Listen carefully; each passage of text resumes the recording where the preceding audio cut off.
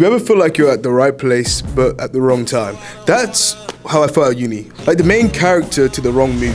Everyone around me looked like they were thriving while I was questioning why I didn't take a gap year and go to Thailand to do a self-discovery journey. Yo, Bigfoot here, testing the wilderness first ever pinecone karaoke mic. Listen to this! Featuring my hype man, Squeaky! This trip changed me! From the first week of uni, I knew this wasn't it. Who told me to do this course? I thought I would be doing business, but nah, it turns out I was doing mathematical equations, imaginary numbers, and learning how to code. You didn't subscribe for that, bro. Look, I'm bleeding because of y'all viewers, bro. My 10 views. Your fucking camera. Because like, look, only reason I'm here, like, I love my mum, love her to bits.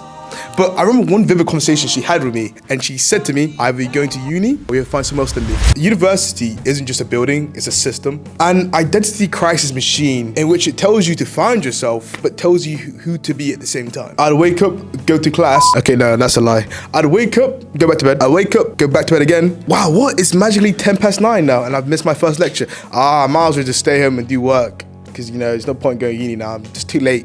Then doom scroll on TikTok and wonder how I'm going to pass all my exams and assignments.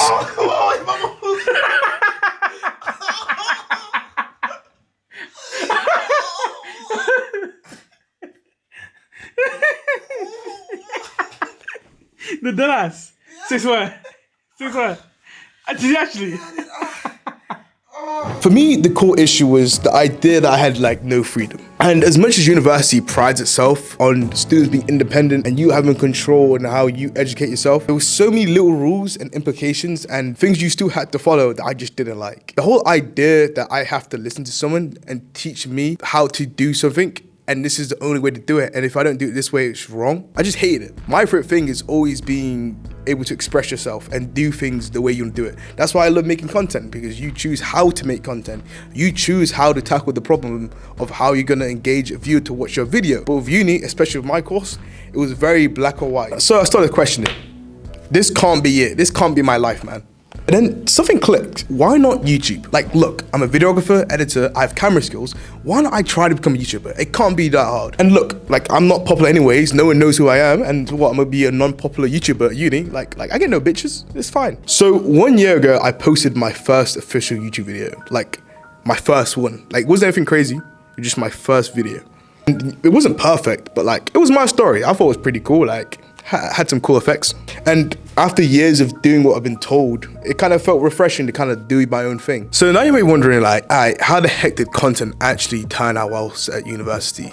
The short answer, it was quite fun, very chaotic, very exciting. Tom, nice to meet you. Tom's gonna try to like impress us tonight. Tom, impress us. Tom, go impress you. Pick up line. What you gonna impress you?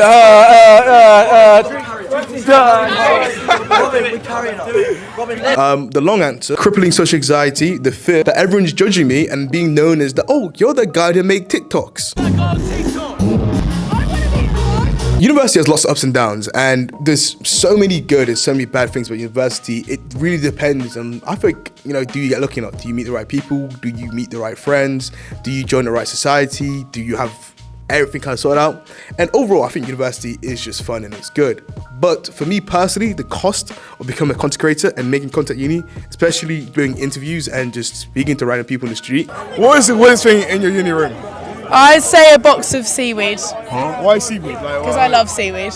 And make it very known I do YouTube videos and TikToks. It was absolutely terrifying because it was a risk that I may mess up and say something wrong, a risk I could post the wrong video and something goes viral for the wrong reason, a risk that I don't be successful and I ruin my future with my digital footprint. I think that's still a big risk actually.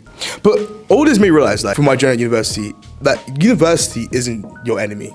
Neither is the people around you. It's literally yourself. And it's you forgetting who you want to be and all that noise of people, friends, societies, uni work. It's letting that pressure get to you. And if you're really sitting here wondering, can I be a YouTuber? Can I be a content creator at uni? I'm gonna tell you what I told myself a year ago. You don't magically become a YouTuber. You literally decide to be a YouTuber. So just post the first damn video already, man. Like, what are you waiting for? Like, realistically, no one's gonna see anyways. You're gonna get like 10 views. So, is it possible to be a YouTuber at uni? Yes. Is it fun? No, because the diminishing rewards and success is so hard. Like, I'm pretty sure my whole setup is like $5,000 and I've made about 21p off this whole content thing. But look, it's not about the money, it's about the networking, it's about the fun, it's about the excitement. And also, like, when vibes are good, like, you know, you make cool memories, man. Like, you just meet people, you speak to people come up to you like, oh my God, I saw your TikTok. And like, you just make memories. I think that's one of the most key things I love about bringing like my camera and making these videos.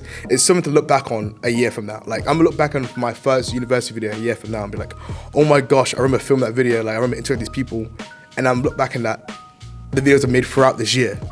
And I feel like that's one of the best bits about making content, becoming a YouTuber. Like, you create memories, not just for yourself, but for people. And that's sometimes not even people who are in the video, but people who know people in that video, or people who see your video, like your channel early on, and remember where you came from and then who you are a year later. Anyways, time to insert funny clips and memories of I had at university.